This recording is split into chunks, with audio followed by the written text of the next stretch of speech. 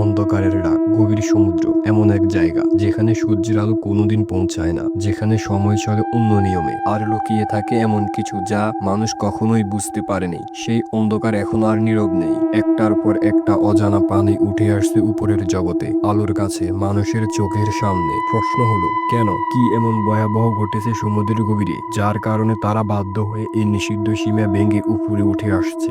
Section 1, আতঙ্কের শুরু। Philippine, Japan, California এইসব উপকূলে সম্প্রতি দেখা গেছে দৈত্যাকার স্কুইড, রিবন ফিশ আর এমন সব সাপের মতো দানব যাদের স্বাভাবিক অবস্থান সমুদ্র পৃষ্ঠ থেকে 1000 মিটারের নিচে। তাদের রং অস্বাভাবিক, চোখ বড় বড়, ভয়ানক, চলাফেরায় এক ভয়ানক অস্থিরতা। স্থানীয় জেলেরা বলছে এমন কিছু তারা জীবনে দেখেনি। তাদের নৌকার নিচে যেন ঘোরাঘুরি করছে এক অজানা ভয়।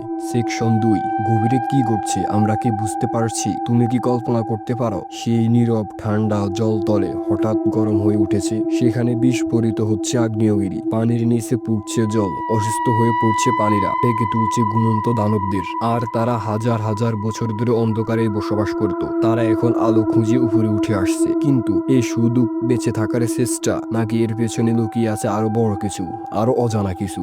সেকশন 3, নাকি এটা এক সতর্ক বার্তা? প্রাচীন ইতিহাসে দেখা গেছে বড় ভূমিকম্প বা সুনামির আগে গভীর সমুদ্র অস্থির হয়ে উঠে, অদ্ভুত পানিরা বেশি উঠে উপরে, প্রকৃতি যেন আগেই জানিয়ে দেয় ধ্বংস আসছে। তাহলে এখন এই অদ্ভুত প্রাণীদের দেখা পাওয়া কি নিছক কাকতালীয়, নাকি এইবারও আমাদের সামনে এগিয়ে আসছে এক ভয়ঙ্কর বিপদ? সেকশন 4, শেষ নয় বরং শুরু। গভীর সমুদ্র এখনো এক রহস্যময় জগৎ, যেখানে সময় নেই, শব্দ নেই, শুধু আছে অন্ধকার আর অজানা কিছু। আর সেই অজানা এখন হয়ে উঠেছে মানুষের দুনিয়া। তার রহস্য ভেদ করতে গিয়ে আমরা জেনে ফেলব এমন কিছু যা জানার জন্য আমরা প্রস্তুত নই। এটা কি বৈজ্ঞানিক ঘটনা, নাকি এই শুরু হলো এমন কিছু যার শেষ নেই? তোমার কি মনে হয় এইসব শুধু প্রকৃতির খেলা, নাকি এটা এক ভয়ানক ভবিষ্যতের পূর্বাভাস? নিচে কমেন্ট করে জানাও তোমার মতামত। যদি ভালো লেগে থাকে তাহলে লাইক আর শেয়ার এবং সাবস্ক্রাইব করে পাশেই থাকো দ্য এভরিথিং সায়েন্টিস্টের, যেখানে প্রতিটি রহস্য গায়ে কাটা দেওয়ার মতো সত্যি হয়ে ওঠে।